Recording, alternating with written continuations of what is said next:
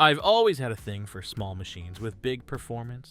There's just something satisfying about a tiny PC that can punch way above its size. But the reality is, compact hardware isn't cheap. Between rising component prices and the premium you pay for small form factor parts, these builds can get expensive really fast. I actually built a mini PC before, and I have to admit, it cost me over $500. Not exactly something most people would be excited about. But this time, I want to do things differently. With just half that budget, I'm going to see what kind of system I can put together, and more importantly, what games it can actually run. Is it going to be worth it, or just another compromise? Let's find out. Alright, let's start with the most important component, the CPU. This is the part that defines everything else in the build. The motherboard, the RAM, and even what kind of GPU makes sense to pair with. After looking around, I decided to go with the AMD Ryzen 5 2600. It's definitely not a new chip, but even today it still holds up incredibly well for a budget. After some digging on eBay, I managed to grab one for just $35, which is honestly a steal. Now, what makes this CPU interesting? It comes with 6 cores and 12 threads, a base clock of 3.4 GHz, and boosts up to around 3.9 GHz. In real-world use, this chip is more than capable of handling most popular games today. It's not just about gaming either. It can still manage light streaming, multitasking, and general productivity without feeling sluggish. But the real reason I chose Ryzen over older Intel CPUs comes down to one thing: upgrade path. With the AM4 socket, I'm not locked into this CPU. In the future, I can upgrade to something like a Ryzen 5 3600, 5600, or even a Ryzen 7, all without replacing the motherboard. And that's a huge advantage when you're building on a tight budget. So for a cheap ITX system like this, the Ryzen 5 2600 just makes a lot of sense. Solid performance now, and plenty of room to grow later. Once the CPU is locked in, the next component is almost decided automatically: the motherboard. For this build, I went with the Jaegyinue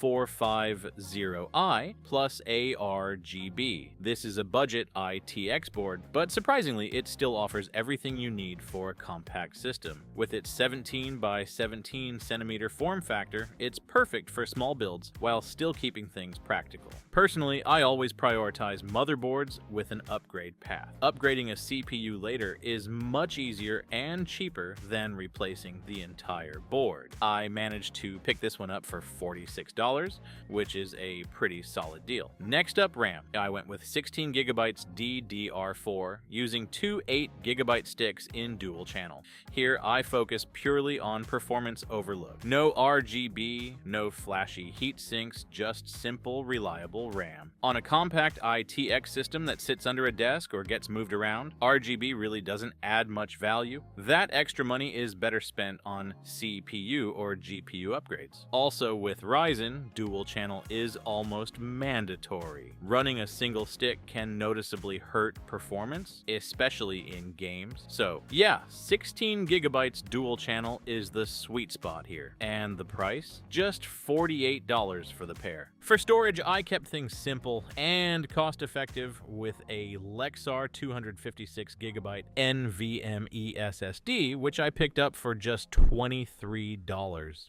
256 gigabytes might not sound like much, but it's more than enough for Windows, essential software, and a few popular games. Remember, the goal of this build is maximum value for the price, not overkill storage. Now, once the CPU is decided, choosing the GPU becomes a balancing act. Go too weak and you're wasting CPU potential. Go too strong and the CPU becomes the bottleneck. So I needed something that sits right in the middle. That's why I chose the Asus GTX 16504 gigabytes, specifically the version that doesn't require external power. This ended up being the most expensive part of the build at $67. But it's also the most important when it comes to gaming performance. Now, here comes a small complication. I'm using an ITX case with a sandwich layout, meaning the motherboard sits on one side and the GPU sits on the other. Because of that, I can't plug the GPU directly into the motherboard. So I need a PCIe riser cable, basically an extension that connects the GPU to the motherboard's PCIe slot. This is almost mandatory for builds like this. As long as you pick a decent quality riser, it won't affect performance at all.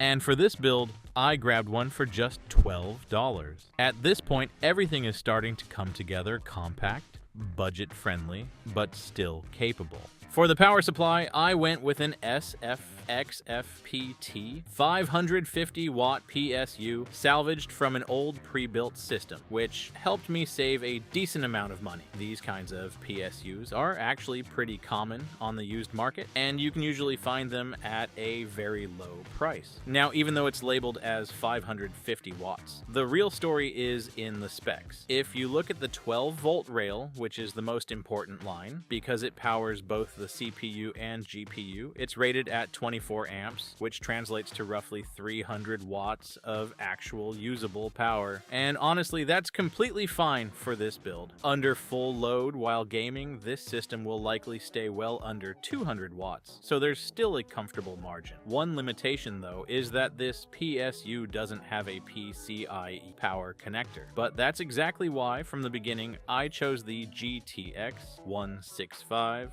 without external power. No extra cables, no adapters, no complications. Everything stays simple, clean, and efficient, which is exactly what you want in a compact ITX build. For cooling, I decided to stick with the stock AMD Wraith Stealth that comes with the CPU. It's not fancy, but for a Ryzen 5 2600 running at stock settings, it gets the job done. As long as I'm not overclocking, temperatures stay within a safe and reasonable range, and most importantly, it helps keep the budget under control. And finally, the case. I went with the Metal Fish T40i TX case, a compact little chassis that immediately stood out to me. It's small, clean, and even comes with a handle on top, making it feel like a true portable PC. I really like this kind of design. You can easily carry it around, whether it's for gaming, work, or just bringing it over to a friend's place.